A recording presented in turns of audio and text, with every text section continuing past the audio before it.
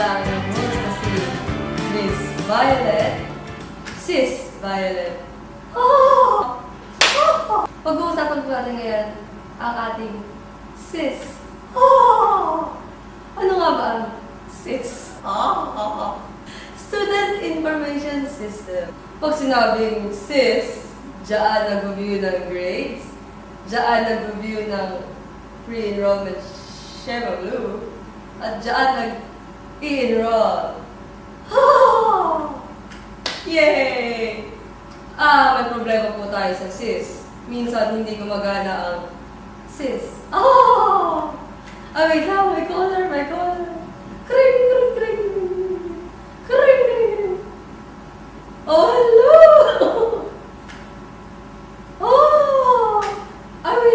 Wait lang, bababa ko po muna. Pero bago ko sagutin ang caller, mag-break muna tayo. We shall return.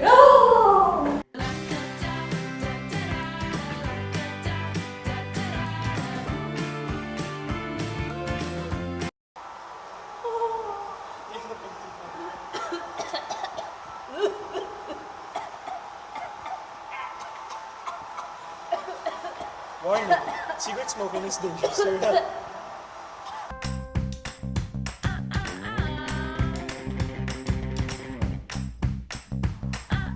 Hi! Balikan na po natin ang ating caller. Kring. Hello po? Hello! Ito po ba yung Sis Violet Show? Ano po yun? Ito po ba yung... Nagkakamali kayo. Ito po ang Dear Sis. Tumawag ba kayo sa tamang hotline? Ay, oo. Wrong spelling lang yung newspaper data nakita ko. Yes. Ano pong problema nila? May problema. Choppy. May problema. Choppy. Just joke lang. Ano ba yan? Beer tayo. Ano ba yan? Beer tayo. Ano pong problema natin? May problema po ako sa girlfriend ko. Kasi yung hindi kami magkakaklase sa section, tapos magbe-break up daw kami kung hindi daw kami magkasama. So yung sis po, hindi po nahahanapan ng paraan.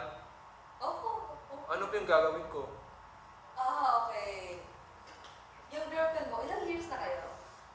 Actually, kakanina lang ako sinagot eh. Oh no! Oh yes! Bakit? Masaya. So kaka-girlfriend mo lang sa kanya. Opo. Paano kayo nagkakilala? Dahil po, one time, nag-log in po siya sa sis, tapos hindi po siya makapag-log in. Kaya tinulungan ko po siya. So dahil sa sis, nagkakilala kayo? Opo. Oh my God! The love story! Pero, wait lang po. Di ba po yung kwento ko dito? Yung problema ko po, ano pong gagawin ko dun? Yung problema mo, okay. Ito solusyon dyan. Ang gagawin mo ay, papasok ka sa classroom niya. At magsisit-in ka. Okay, may isang tayong caller. Isa pang caller. Hello? Hello? Narinig niyo po ba ako? Hello, Choppy. Hello? Choppy. Hello? Choppy. Hi. Choppy. Hi. Hello? Hi. Kamusta? Masaya naman. Anong pangalan nila? Marty. Wait lang, yung isa. Caller number 1. Hello? Hello? Anong pangalan mo? Johnny po. Johnny!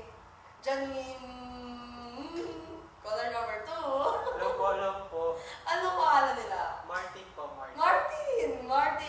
Hello, Martin. May cracklings ka ba dyan?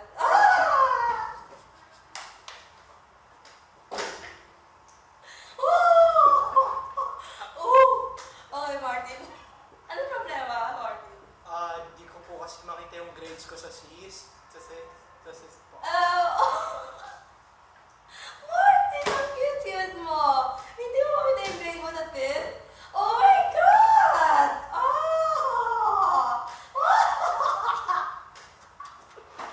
Ano po gano'n? Martin, nag-login ka na ba?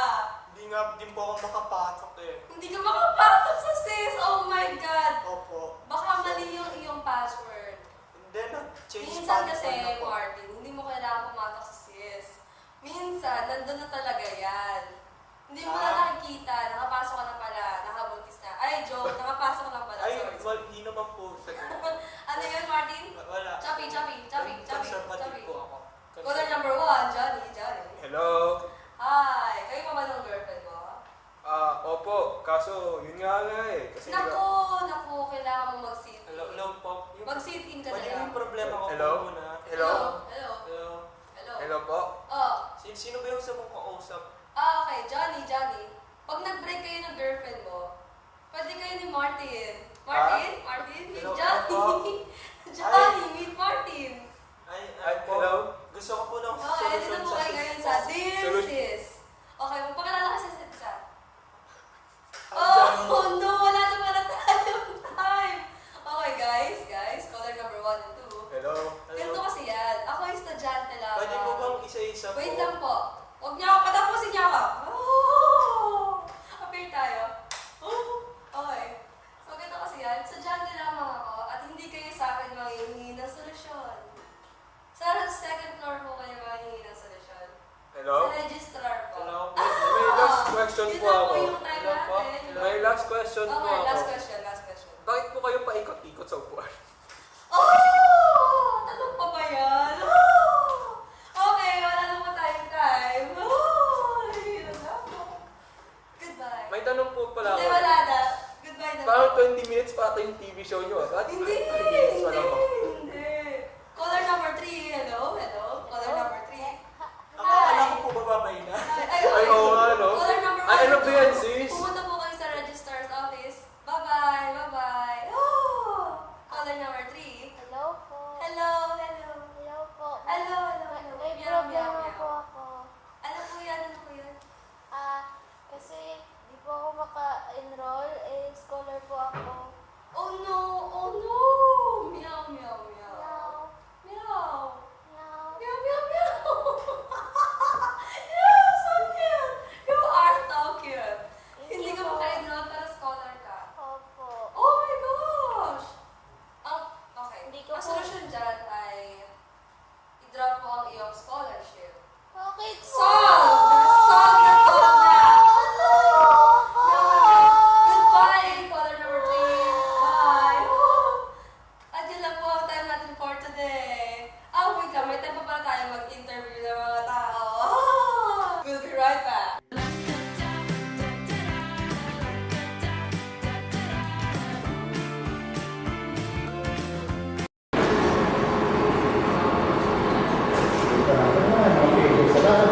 Nako, si Sir Joseph Martin.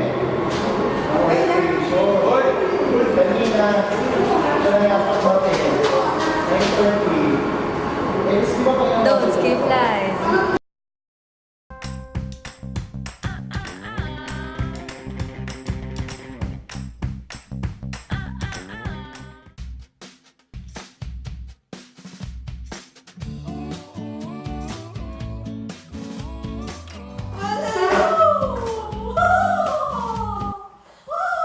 Dito po tayo sa Dear Sis. At siya po ang ating first interviewer. Hindi ko natatanan kung pwede ka may-interview Pati na siya may-interview. Ano alam mo sa sis? Wala. Wala kang alam sa sis. Ano mga problema mo sa sis? Wala na ako alam. Wala kang alam sa sis. Oh no! Nakakapag-login ka ba sa sis? Yay! Pero hindi ka nakakapag-login sa sis. Hindi. Oh no! Hindi siya nakakapag-login sa sis. Pero paano ka gagraduate kung hindi ka nakakapag-login sa sis? Ano ba isis? Ano nga ba yung sis? Mag-interview tayo ng iba para sa ano nga ba yung sis?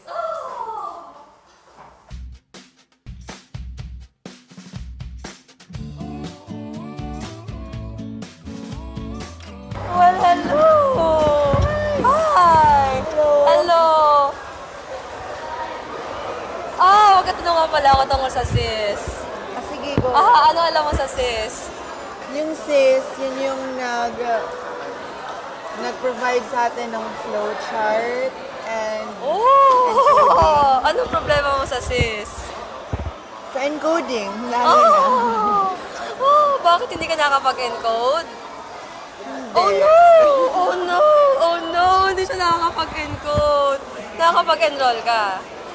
Late. Oh no, oh no. So, anong solusyon sa mga problema na ito? Pag minsan sana hindi nagka-crash yung sis. Yay! Oh, thank you very much. Ah!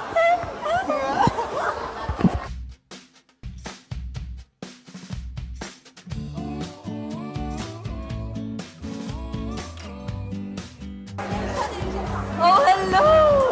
Hello! Pwede ba kayo ma-interview? Okay lang. Oh, no! Oh, no! Hello! Hi! Hello! May problema ka ba sa sis? Wala. Okay, bye! Ano ba ang sis? Ano ang sis? Para sa'yo, ano ang sis? Nandito ka pala tayo sa Dear Sis. Ay, ayun yung camera, ayun, ayun. Ayun naman. Ano, wala na lang problema sa sis. Hindi ko natanong yung problema mo sa sis, okay? Ano? Tinatanong ko ako ano yung sis. God, my God! Ano ang sis? Ay, nakalimutan ko na. Dali, sagot. Information system. Oh, very good, very good. Bye! Oh, mukhang marami tayo na interview ngayon. Oh, magbabalik po ang Dear Sis.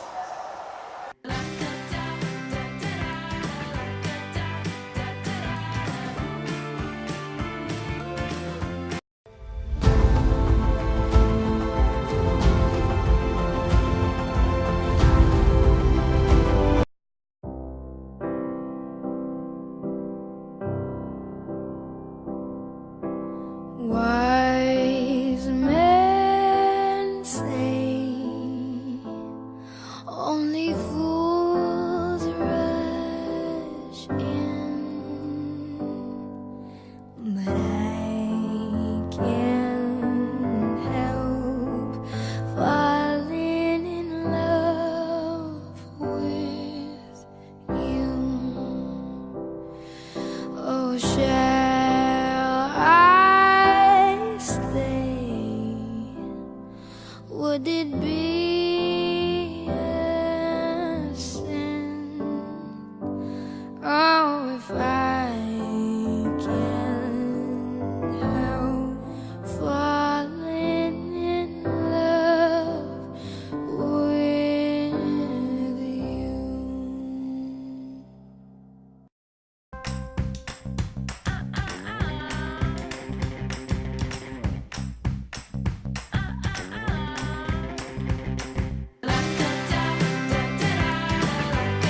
Hi! Welcome back. Ito po ay internet. Oh! Puntahan natin ang sis. Maglalagay tayo sa sis. Copy paste. Enter! Hello! Ito na po ang ating sis. Student Information System. Andito po ang reminders. Andito po ang guide. Dito kayo maglalagay sa sis. At ang password po niya, i-save ang password, i-save ang password. No! Yay! Oh, okay. At dito po natin makikita ang ating EAF, clearance, flowchart, enrollment record, at current enrollment record. I-click mo ang current enrollment record. Oh! Diba wala namang problema sa sis? Wala namang problema sa sis. Napakaganda ng Dear Sis. Ay, click mo ang iyong flowchart. Yay! At ito po ang kanyang, oh! Look at that flowchart! It's so clean! What a clean flowchart! Blue, may yellow, at may black. Oh!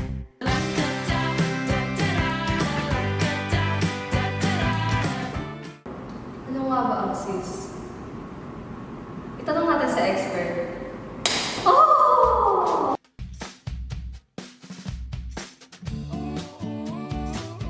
Oh, hi! Explain mo, sis. Ang SIS ay, sa pagtawag dito ay ang Student Information System. Dito tayo naglalagin yung mga pinilid students.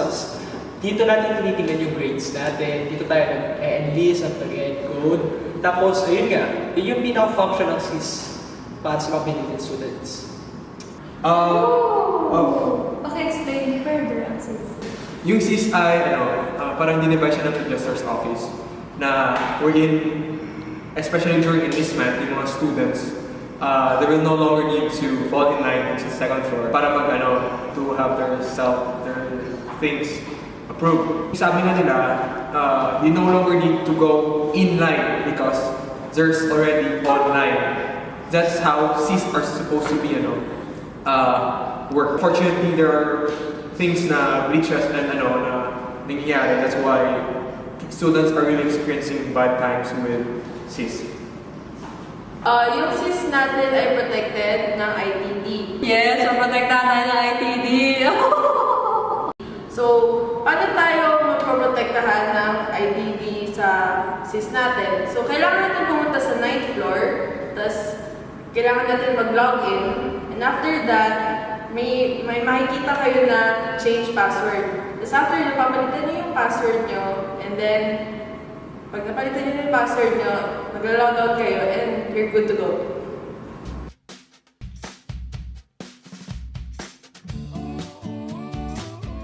Oh, hi! Nagbabalik po tayo ngayon sa ating sis. Marami po tayong natutunan ngayong araw na ito tungkol sa sis. Nagtatapos po ang ating Dear Sis segment. Ako nga po pala si Sis Violet at nagmamahal Sis Violet. Oh! Bye-bye!